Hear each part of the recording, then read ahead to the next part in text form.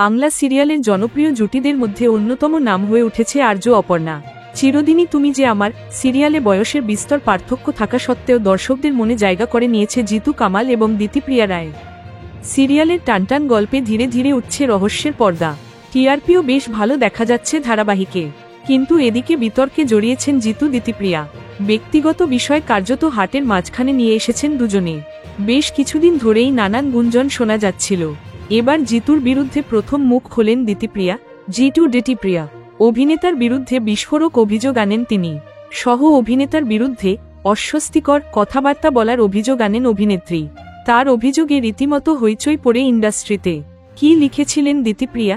Jitu Ditipriya social মিডিয়ায় নাম না করে তিনি লেখেন, একটি অপ্রীতিকর ছবি পোস্ট করা নিয়ে তার আপত্তি ছিল, তাই তিনি প্রোডাকশনকে জানিয়েছিলেন। এদিকে জিতু নাকি সব সাক্ষাৎকারে বলে বেরিয়েছেন ছবিতে নোংরা কমেন্ট আসায় তিনি কষ্ট পেয়েছেন। অথচ দিতিপ্রিয়ার দাবি, জিতুর সঙ্গে এ বিষয়ে কোনো কথাই হয়নি তার। শুধু তাই নয়, দিতিপ্রিয়ার অভিযোগ, সিরিয়াল শুরু হওয়ার 1 মাস পর থেকেই তার সঙ্গে কথা বলা বন্ধ করে দেন জিতু। শুধুমাত্র হোয়াটসঅ্যাপে কথা বলেন। এরপরেই জিতু দিতিপ্রিয়া বিষয়ে দিতিপ্রিয়া লেখেন, এতটাই স্নেহ করেন ও সম্মান করেন যে একদিন আমাকে জিজ্ঞেস করেন, ওই ইভেন্টে যাচ্ছ? আমি বলি, না, আমার ডাক্তারের অ্যাপয়েন্টমেন্ট আছে। তিনি জানতে চান, কেন, তুমি কি প্রেগন্যান্ট?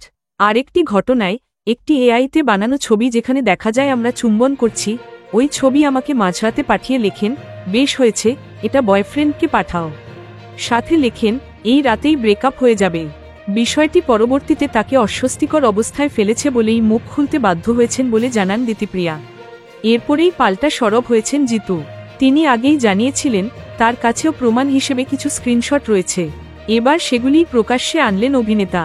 দুজনের হোয়াটসঅ্যাপের কথোপকথনের ছবি শেয়ার করে তিনি লিখেছেন, নিজের ব্যক্তিগত জীবন সম্পর্কে আমি কখনোই সোশ্যাল মিডিয়াতে কোনোরকম মতামত দিই না, কিন্তু এটা তো নিছক ব্যক্তিগত নয়, এটা পেশাগত একটা ছোট্ট থেকে ছোট্টতর সমস্যা। ছোট্ট থেকে ছোট্টতর কেন বললাম? কারণ একটা ছোট্ট মেয়ে, বাচ্চা মেয়ে, যে কাজটা করে ফেলেছে, সে নিজেও হয়তো জানে না যা করেছে সেটা কতটা গভীর। রাখাল যেদিন সত্যি মানুষকেও বাঘের মুখে পড়বে সেদিন কেউ সেটা বিশ্বাস করবে না। একক উদ্ধৃতি চিহ্ন।